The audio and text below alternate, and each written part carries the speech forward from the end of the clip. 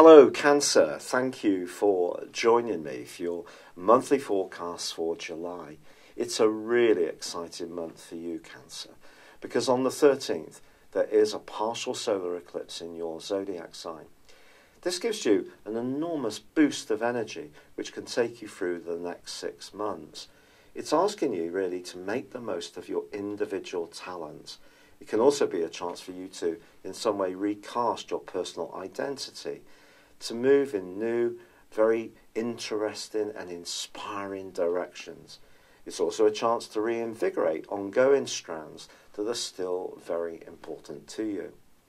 The story of this month begins with the Sun in your sign, but also Mercury and Venus, the planet of love and attraction, in the sign of Leo. So I think in the early parts, the first week of this month, you may be using your ingenuity and creativity to think about finance and also the foundations in your world, which I do feel that you'll be wanting to make more secure, and you can have some strokes of fortune quite early in this month. But there could also be quite a debate from the 3rd through to the 7th when Mercury goes into an opposition to Mars. Now Mars is in a highly passionate part of your scope for the whole of this month. In fact, he's going to be here in his retrograde all but for 2 weeks through to the middle of November. And Mars is going to be making some contacts with other planets too. But the important thing to remember is that Mars in Aquarius is an interesting combination. Mars is the co-ruler of Scorpio, but it's also the single ruler of Aries. It is about our need for instant gratification. It's about desire. And in the 8th house, it is about being intimate. So it can be about sex, but it can also be about wealth and worth. But in Aquarius, it's just given a bit more detachment for you. But that opposition with Mercury suggests that you could be buzzing with an idea and could find that someone that you introduce this idea to seems a little bit disinterested, and you may find yourself needing to try to persuade them, which could prove to be hugely frustrating. But try to stay cool. Tactics are going to be important this month, because on the 10th, Venus is moving into a fine location for you, and your word power will be boosted by her for the rest of this month. Also on the same day, Jupiter, the planet of growth, ends a 4-month retrograde in your sector of personal expression, of joys. And if anything to do with your love life or your children or an interest or hobby you have seemed to have been treading water, things can improve from here on in. Jupiter also continues to forge an amazing angle to Neptune all through this month. It's true the space between the exact sextile between them is 3 degrees, which is a wideish orb, but I do think it's still going to be there, which points towards the need for knowledge. Knowledge gives you a sense of empowerment. So you could be travelling to obtain that knowledge, you could be going to see shows or bands, or perhaps some kind of performance is something that will intrigue you, or you have ideas that you want to impart to other people. Believe in yourself. Jupiter is going to be helping you fulsomely. But then that brings us to this partial solar eclipse. But the key to this eclipse is that in the 2nd week of this month, the Sun goes into an opposition with Pluto. This is one of the toughest of all the planetary aspects, because Pluto is about change, and it is a tiny entity, but it's also about secrets, it's also about power, and it's in your sector of relationships. Now the Sun is in your sign, which is how you see yourself. Pluto in your 7th house may be how you see your relationships, how other people see you in terms of how you communicate within your relationships. So because Pluto is on this partial solar eclipse, the next 6 months are going to see some mightily powerful exchanges around relationships for you, for good or for bad.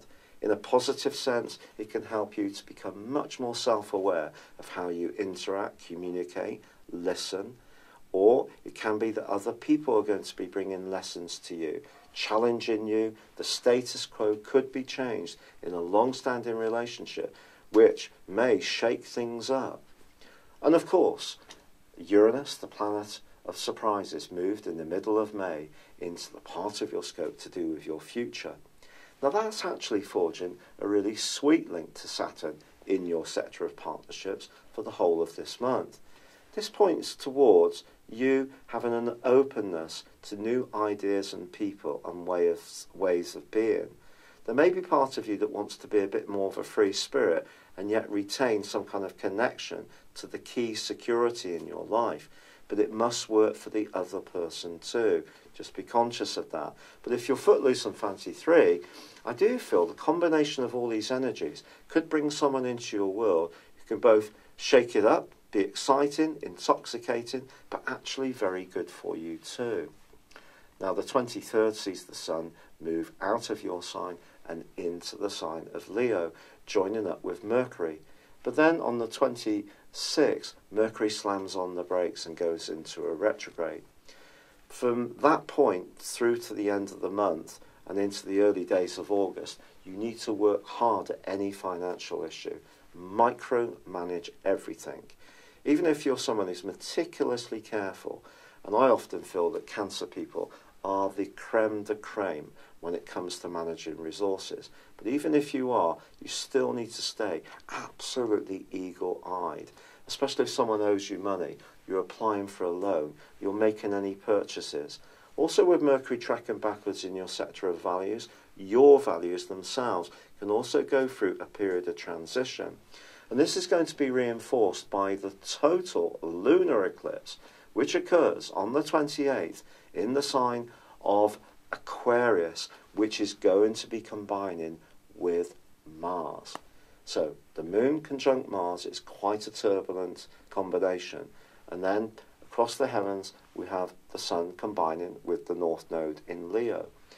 If there are issues in an ongoing relationship about intimacy, money, values, how things are shared cooperatively, how ideas are expressed, it's either going to be a tremendous reverberation of positive energy, or I feel it's going to be quite challenging. So over the next 6 months, if there are deeper issues at play in any kind of relationship, they are going to come out during the last half of 2018.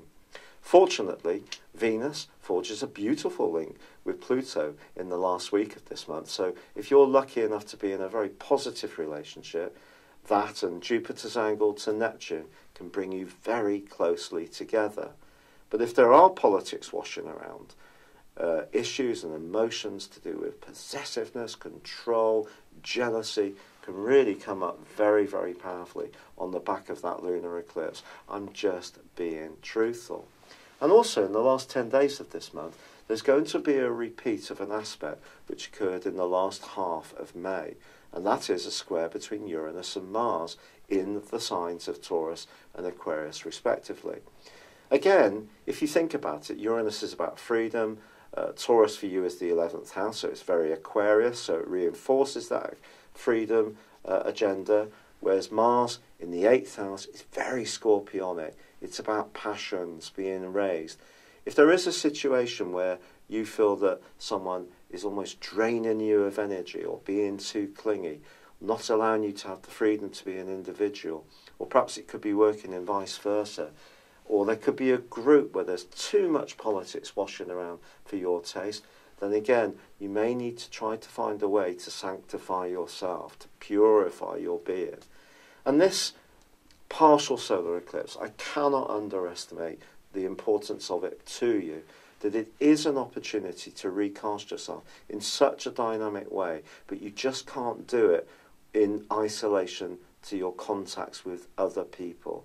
So creating a sense of collaboration is just going to be as important as making sure that your own identity is evolving in a way which makes you happy.